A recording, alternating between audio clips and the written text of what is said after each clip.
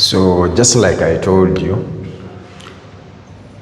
we shall be looking at those experiments, but for now we want to see how we calculate velocity using a ticker tape timer. Assuming this is our result after being printed out, we have a given number of dots we don't know as n. So to calculate velocity, we need the displacement over the time taken. And in this case, the displacement will be this u.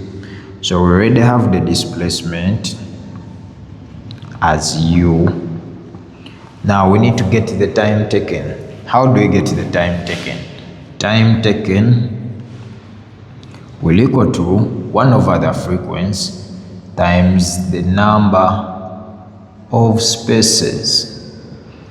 How do we get the number of spaces? That is equal to the number of dots minus a 1. So if you're having any dots, then the number of spaces will be any minus 1. So the time taken will be 1 over f times the number of spaces.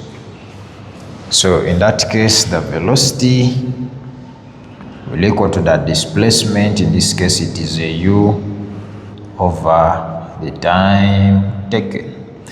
So what does that tell us? If we know the number of spaces, if we know the number of dots, we can get the number of spaces.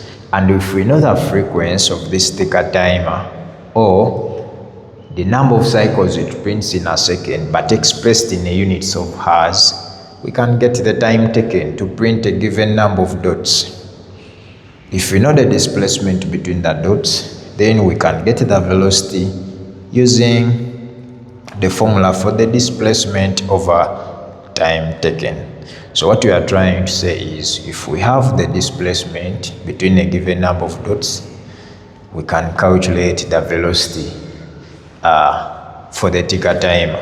Thank you very much for watching. Let's look at some examples.